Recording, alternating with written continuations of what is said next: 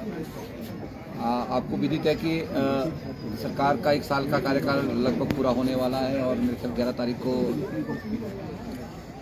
सरकार का 1 साल का जो कंप्लीशन पर जो एक कार्यक्रम भी धर्मशाला में रखा है, तो उस 1 साल में सरकार ने क्या क्या काम किए, विशेषकर अगर मैं बात करूं कर्मचारियों के हित की या शिक्षार्थी हित में शिक्षा गुणवत्ता पे किस तरह की सरकार की नीतियां रही, उसको लेके बात करना मुझे लगता है कि बहुत ही आवश्यक है। और इसलिए भी आवश्यक है कि हाल ही में भी हम जो है सचिव शिक्षा और माननीय शिक्षा मंत्री से मिले। ऐसे तो हम रोज ही मिलते रहते हैं, पर कुछ मुद्दों पे हमने बड़ा ध्यान आकर्षित करने का प्रयास सरकार का किया। उसमें हम बहुत चीज़ों पे हम सफल हुए हैं, कुछ चीज़ों पे सफल नहीं हुए हैं। उसमें इस तरह के सुझाव हमने सरकार को दिए हैं और उस पर अभी तक क्या काम हुआ है ये भी हमारे शिक्षक बंधुओं तक बात पहुंचाना बहुत ही इम्पोर्टेंट है। वैसे आपको पता है शिक्षा विभाग में बहुत सारे शिक्षक संगठन हैं और कर्मचारियों के बहुत से शिक्षक कर्मचारी संगठन हैं, लेकिन बड़े कम संगठन और उनके प्रतिनिधि जो है वो अपनी बात को जो है वो मीडिया के माध्यम से या सरकार तक किसी न किसी माध्यम से पहुंचाने में सफल रहते हैं। और ये एक चौथा स्तंभ है जो हमारा बात को रखने का, और एक ऐसा मीडिया का ऐसा स्तंभ है जहां हम अपनी बात को बड़े खुल के रख सकते हैं, खुले मंच पे रख सकते हैं। तो अभी हाल ही में हमने माननीय शिक्षा मंत्री और शिक्षा सचिव को कुछ शिक्षा से जुड़ी हुए कुछ मुद्दों पे बात की थी, क्योंकि मैं अगर बात कहूं तो हमारा जो डिमांड चार्टर है, उस डिमांड चार्टर के अंदर पहली जो 4-5 डिमांडें होती है शुरू में 2013 से मैं प्रदेश अध्यक्ष हूँ, तब से पहले नंबर पे जो हमारी डिमांडें होती है, पहले 5 नंबर पे वो शिक्षा गुणवत्ता पे होती है। क्योंकि हमारे शिक्षा विभाग में जो आज की डेट में सरकारी स्कूलों में जो एनरोलमेंट है बच्चों की, वो डे टू डे घट रही है और इतनी निरंतर उसमें जो गिरावट आ रही है, आप देख रहे हैं आज हमारे मिडिल स्कूल और प्राइमरी स्कूल 2-2, 3-3 बच्चों से चल रहे हैं। तो मुझे लगता है कि हमें इस दिशा में ध्यान देने की आवश्यकता है। इसीलिए हम बहुत ज्यादा चिंतित इस बात को लेके थे और हमने माननीय जो सरकार है, सरकार के समक्ष ये बात को प्रमुखता से रखा। हमारी एक पहली मांग थी बहुत लंबे समय से, जिसमें हमने कहा था कि हमारी शिक्षा गुणवत्ता में कहाँ कमी आ रही है। शिक्षा गुणवत्ता में आप बजटिंग करेंगे उससे बहुत ज्यादा फर्क नहीं पड़ेगा, पर लेकिन जो धरातल पे हमारे पास जो इंफ्रास्ट्रक्चर है, जो हमारा ढांचा, उस ढांचे को ठीक करने की आवश्यकता है। मैं आपको बताऊं 2002 से हमारा जो है एलिमेंट्री एजुकेशन और हायर एजुकेशन का सिस्टम बना, उसको हम धरातल पे नहीं उतार पाए। मेरी पहली मांग अगर आप देखेंगे, जब भी आप डिमांड चार्टर पढ़ेंगे, तो मैंने पहली मांग रखी कि आपने प्रारंभिक शिक्षा विभाग तो बना दिया, पर लेकिन वो सिर्फ डायरेक्टरेट तक ही सीमित रह गया। डिप्टी डायरेक्टरेट में 2 फट्टे लगा दिए, डायरेक्टर एलिमेंट्री और डायरेक्टर हायर एजुकेशन। उसके नीचे हम उस धरातल पे उस पे नहीं उतार पाए। दुख तब होता था जब हमारे ग्राउंड के कोने में एक तरफ जो है जनगण राष्ट्रगान शुरू होता था और दूसरे विंग द्वारा राष्ट्रगान खत्म हो रहा होता था, तो उसमें कितना क्वास होता था। बड़ा एक अजीबोगरीब स्थिति हमारे स्कूलों की होती थी। तो हमने हमेशा इस बात को रखा कि जो हमारा एक ढांचा है स्कूल का, अगर सच में सरकार शिक्षा के प्रति संजीद है, उसमें आप बदलाव करना चाहते हैं, तो मुझे लगता है कि शिक्षकों को भी सहज लेना चाहिए, क्योंकि हम शिक्षा के लिए बने हैं, शिक्षार्थी के लिए बने हैं।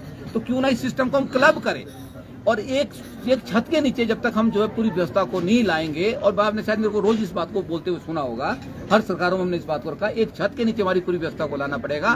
प्राइमरी एजुकेशन में अब 7 क्लासें हो गई है, 5 की जगह 2 प्री प्राइमरी की हो गई है। ऊपर भी हमारी आपको पता है 12वीं तक की 12 क्लासें होती है।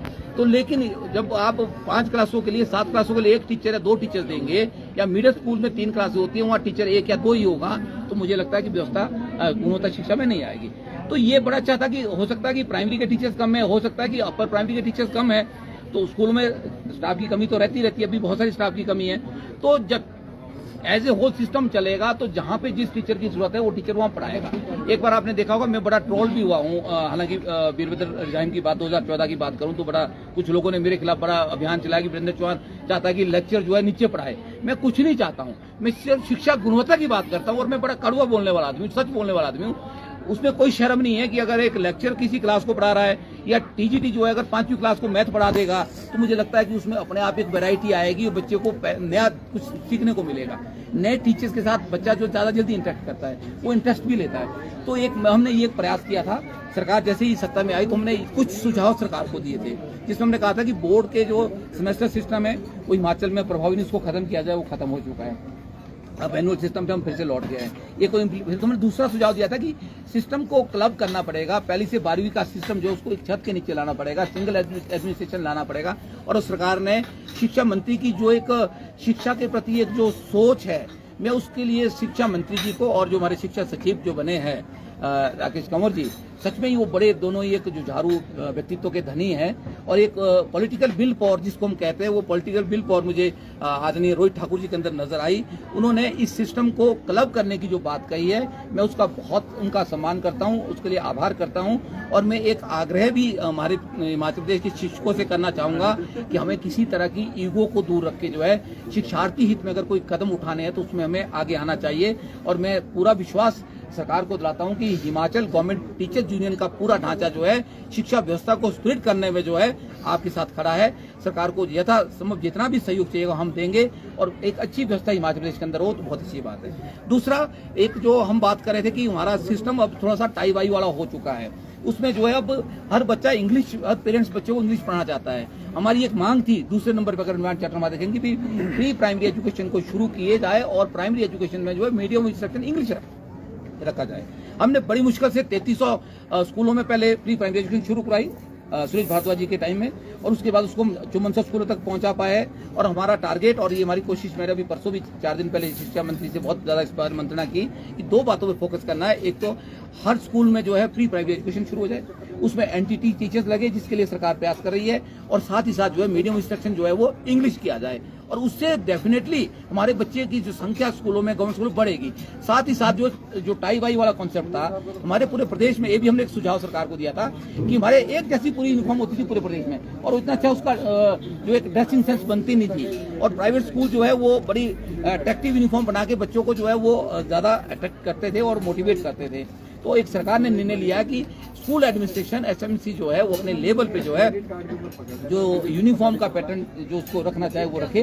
वो बड़ा ही सराहनीय प्रयास है। उससे क्या होगा, वहाँ के जो लोकल जो वहाँ का सेटअप है, जिस रीजन की बात कहीं भी बात करें, जैसा वहाँ पे जो हमारे पास कॉन्वेंट स्कूल है, प्राइवेट स्कूल है, जिस तरह का उनका वहाँ पे यूनिफॉर्म का सेटअप होगा, उसके एट पार अगर वहाँ पे एसएमसी करे तो डेफिनेटली जो है उसमें भी एक अच्छा अट्रैक्शन हमारे बच्चों को मिलेगा और बच्चे हमारे स्मार्ट दिखेंगे, अट्रैक्टिव दिखेंगे, और पेरेंट्स भी गवर्नमेंट स्कूल की तरफ जो है अट्रैक्टिव हो गए। ये भी एक बड़ा सराहनीय प्रयास है। उसके साथ साथ कुछ और जो हमारी एक जरूरतें थी, जो मैंने परसों बड़ा माननीय शिक्षा सचिव ने बड़ा स्ट्रेस देके 20 मिनट मुझे बैठाया। उन्होंने कहा कि आप और कोई सुझाव दो, तो मैंने कहा कि आपने 3-4 काम बड़े अच्छे किए, एक काम और करना है। मैं आपको गारंटी देता हूं कि हिमाचल प्रदेश जो है जो है देश भर में नंबर 1 पे दोबारा से फिर आने में हम बिल्कुल कारगर सिद्ध हो गए। हम प्रयास करेंगे। उसमें नॉन टीचिंग असाइनमेंट है।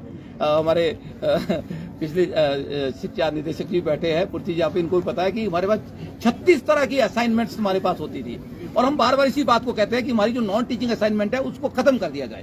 जिस दिन ये नॉन टीचिंग असाइनमेंट्स हमारे से छूट जाएंगी और टीचर्स को एक्सक्लूसिवली, हम नहीं बोलते कि हमारे को बिल्कुल काम नहीं दिया जाए, पर टीचर्स को लास्ट में रखा जाए।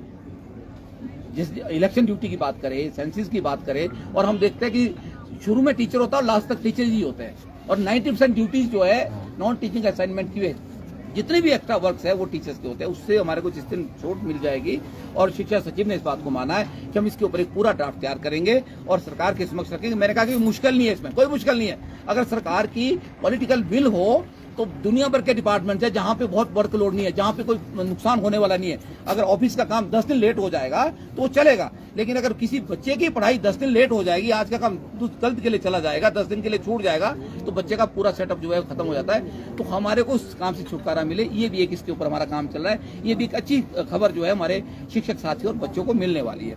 कुछ बातें मैं आपसे, अब हमारी कुछ फाइनेंशियल डिमांडें भी रहती है, कुछ और बातें भी है, उसके ऊपर भी हम बात जरूर करेंगे। सरकार का ध्यान आकर्षित करेंगे कि सरकार बड़ा अच्छा काम कर रही है। जिस क्षेत्र में सरकार अच्छा काम कर रही है उसमें हम जो है सरकार को धन्यवाद करेंगे। देखिए, एक संगठनों का काम होता है, एक लाइसेंस का काम होता है। सरकार को अंधेरे में रखना भी मुझे लगता है कि वो गलत है। सरकार के खिलाफ जो है अननेसेसरी जो है उसका कटाक्ष करना भी मुझे लगता है संगठनों का काम नहीं है। संगठनों का काम एक तालमेल बनाना है, जो गलत है उसको गलत बोले, जो सही उसको सही बोले।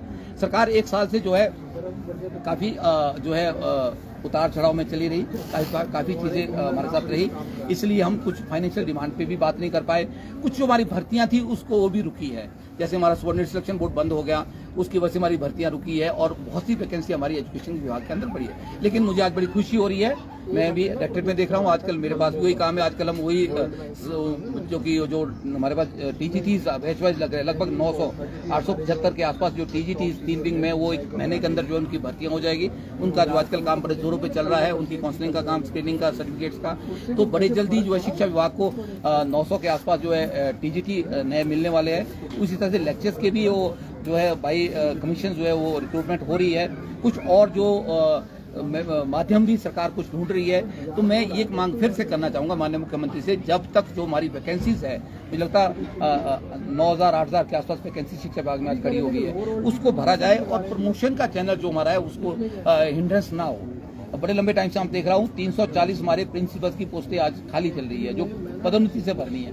उसके लिए हम लगातार संघर्ष कर रहे हैं। परसों भी बात हुई कि हम इस पे कर रहे हैं। और एक बड़ा ही जो विचित्र स्थिति है वो ये है, हमारे प्रदेश में एडमिनिस्ट्रेशन को चलाने के लिए डिस्ट्रिक्ट लेवल पे डिप्टी डायरेक्टर्स होते हैं। वो पूरा प्रदेश का डिप्टी डायरेक्टर एक एलिमेंट्री में होता है, एक हायर में होता है। और जब हमारा क्लबिंग ऑफ सिस्टम शुरू हो गया तो हमारी बात मांग ये है, नेक्स्ट हमने मांग रखी है कि हमारे पास डायरेक्टर ऑफ स्कूल एजुकेशन अब हो। डायरेक्टर एलिमेंट्री और डायरेक्टर हायर नहीं हो, बल्कि डायरेक्टर ऑफ स्कूल एजुकेशन हो, जो 12वीं तक का पूरा निदेशालय चलाए। उससे हमारी सारी व्यवस्था जो पटरी पे आएगी। अगला स्टेप हमारा जो है सरकार के साथ वार्तालाप का ये रहेगा। तो फिलहाल हम एक बात कर रहे थे कि डिप्टी डायरेक्टर एलिमेंट्री और हायर जो हमारे लगे हुए स्कूलों में, वो कैसे लगे हैं, उनका जो प्रोसेस है, ना तो उनको कोई प्रमोशन मिलती है। और मजे की बात आपको बताऊं, हमारे डिप्टी डायरेक्टर को कोई प्रमोशन नहीं होती है। उसका जब ज्वाइंट डायरेक्टर बनता है उसको कोई प्रमोशन नहीं होती है, उसका प्रिंसिपल का स्केल होता है। और हमारे जो प्रिंसिपल है वो 2017 से वो नियमित नहीं हुए, एडॉक पे चल रहे हैं। बड़ा ही एक विडंबना इस विभाग की चल रही है, जो आपके समक्ष चलाना बड़ा जरूरी है। 2017 से हमारे कोई भी प्रिंसिपल जो है वो नियमित नहीं है, उनको प्रिंसिपल नहीं कहा जाता है। They are not principal at all, क्योंकि वो एडॉक पे चल रहे हैं, वो प्लेसमेंट पे चल रहे हैं। और नियमित होने के बाद भी क्या होता है कि जब वो प्रिंसिपल्स बनते हैं, प्रिंसिपल से डिप्टी डायरेक्टर बनते हैं, हमारे चौथी डिप्टी डायरेक्टर बनते हैं, तो वो प्लेसमेंट के आधार पे जाते हैं, उनकी प्रमोशन नहीं, उनको कोई बेनिफिट नहीं मिलते। फिर डिप्टी डायरेक्टर से 4 हमारे ज्वाइंट डायरेक्टर बनते हैं, फिर प्लेसमेंट होती है, उनको फिर कुछ नहीं मिलता है। तो एक तो दोनों पोस्ट के डिप्टी डायरेक्टर और ज्वाइंट डायरेक्टर की वो प्रमोशनल पोस्ट उनको नेक्स्ट स्केल पे ला जाए। और जो डिप्टी डायरेक्टर लगे हुए अभी है, वो जूनियर मोस्ट लगे, वो बड़ी विडंबना है। 12 साल से प्रिंसिपल बैठा हुआ है, वो उसको लगा दिया गया। और इस बात को दुरुस्त करने के लिए हम बार बार बात उठा रहे हैं। इसमें माननीय मुख्यमंत्री से भी हमने बात कही, शिक्षा मंत्री जी बहुत इसमें बिल्कुल चिंतित है। उन्होंने इस बात को कहा है कि सच में ही बंदे की ह्यूमिलेशन होती है। जो आदमी 12 साल से काम कर रहा है, वो 2 साल के प्रिंसिपल के अंडर काम करे तो कितनी ह्यूमिलेशन हो, उसको ऑर्डर को फॉलो करना बहुत मुश्किल होता है एडमिनिस्ट्रेशन में भी। तो हम बहुत जल्दी शायद ये मामला दुरुस्त हो जाएगा। जो पैनल हमारा स्टेट का है, जो हमारा हेडमास्टर और प्रिंसिपल का 50-50 का कोटा है, उस रेशो के हिसाब से कितनी पोस्टें जिसकी बनती है, हमने कहा उसको जो है सीनियरिटी वाइज उस प्लेसमेंट को तो फिलहाल करे जब तक प्रमोशन आप नहीं कर पा रहे। तो ये एक बड़ा इंपॉर्टेंट इशू है जो आपके माध्यम से मैं सरकार तक पहुंचाना चाह रहा हूं। और एक बोर्ड के से रिलेटेड भी कुछ बातें हैं जो बड़ी इंपॉर्टेंट कहनी है।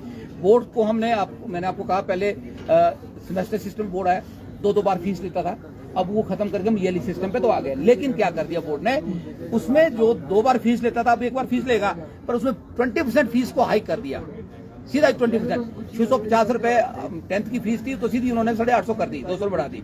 950 रुपए फीस थी +2 की, उन्होंने 1150 रुपए कर दी। उसके साथ साथ एक नया उन्होंने लुकुना निकाला है, बच्चों से पैसे की क्वालिटी का एक सर्टिफिकेशन के नाम से 100 रुपए बच्चों से लिए जा रहे हैं, और जिसका हम विरोध करते हैं। मैं बोर्ड सेक्रेटरी से बात की और हम इसको लिखित में भी दे रहे हैं कि जो सर्टिफिकेशन के नाम से आप 100 रुपए, देखिए आप कितने बच्चे हिमाचल प्रदेश के अंदर अपियर होते हैं, उसको 100 से मल्टीप्लाई करें, या 20% की जो आपने हाइक की है, वो गरीब बच्चे हमारे प्रदेश के अंदर पढ़ रहे हैं, उस 20% हाइक को आप कम करके 10% रखें। हम भी आपके साथ है। बोर्ड ने भी अपना हिसाब किताब देखना है, महंगाई का जमाना है, पर मुझे लगता है बच्चों के लिए 20% का बहुत ज्यादा बोझ हो जाएगा। और जो सर्टिफिकेशन के नाम से आप पैसा ले रहे हैं, मुझे लगता है कि वो बहुत गलत है, उसको ना लिया जाए, उसका हम विरोध करते हैं। एक मुझे बात करनी थी। दूसरी बात मैं आपसे कहना चाहता हूं कि कॉन्टेक्ट पीरियड क्या रेगुलेशन का मुद्दा है। आपने चर्चा में भी अभी देखा, 2 दिन पहले कुछ सरकार अपने हिसाब से काम करती है, कुछ चीज़ें अच्छी होती है, कुछ चीज़ें जो है वो कर्मचारियों के खिलाफ भी होती है। अगर कोई चीज़ें कर्मचारियों को ठीक नहीं सूट करिए तो कर्मचारी संगठनों का दायित्व बनता है कि उसको सरकार तक या मीडिया के माध्यम से या रिप्रेजेंटेशन के माध्यम से सरकार तक पहुंचाए, उसको दुरुस्त करने का काम करे। 2 साल के कॉन्ट्रैक्ट पीरियड में 2 बार रेगुलेशन हमारी हिमाचल प्रदेश के कर्मचारियों की होती थी, एक 31 मार्च के पीरियड में, 30 सितंबर में। अभी एक नोटिफिकेशन 4 दिन पहले हुई है, 3 दिन पहले, जिसमें कहा कि 31 मार्च के कट ऑफ डेट में ही 1 अप्रैल से रेट्रोस्पेक्टिवली नहीं करेंगे, रेट्रोस्पेक्टिवली डेट से होगी और वो एक बार ही होगी। अब वो कुछ जो नोटिफिकेशन है मैं उसको 2 बार पढ़ चुका हूँ, हालांकि वो कुछ कन्फ्यूजन उस नोटिफिकेशन में खुद भी है। उसमें सिर्फ या तो सरकार ये बोलने का प्रयास कर रही है कि जो हमारी 31 मार्च को जिनके 2 साल पूरे हुए हैं उनके लिए ये पैमाने हो गए रेगुलेशन के 2024 में, या सरकार ये बोलना चाह रही है कि उसमें ये भी कहीं नहीं लिखा है कि उसके बाद सितंबर 2024 में जिनका टेन्योर पूरा हो रहा 2 साल का उनके लिए भी यही मापदंड रहेंगे।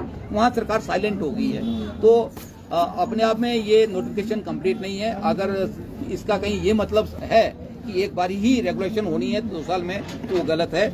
इसके लिए हम लिखित रूप में सरकार के समक्ष रिप्रेजेंटेशन दे रहे हैं कि 2 साल का जो था, साल में 2 बार, एक 31 मार्च, एक सितंबर वाला, उन दोनों को जो है यथावत रखा जाए। उससे कर्मचारियों में रोष है। तीसरी बात, मैं एक बहुत जो मैं उम्मीद भी करता हूँ, मांग भी करता हूँ सरकार से कि सरकार एक बहुत बड़ा जश्न मनाने जा रही है 1 साल का, लेकिन कर्मचारियों को बहुत उम्मीदें होती है सरकार से। कर्मचारी सरकार की रीढ़ की हड्डी है। हाँ, ये बात सही है कि सरकार बड़े उतार चढ़ाव के दौर से गुजरी है 1 साल में, और हमने भी सरकार को नहीं छेड़ा। सरकार की कुछ कर्मचारियों के प्रति जो लाइबिलिटीज कर्मचारियों की है उसके बारे में भी बोलना मुझे लगता है बड़ा जरूरी है, क्योंकि ये ऐसी लाइबिलिटी है जो बढ़ती जाएगी।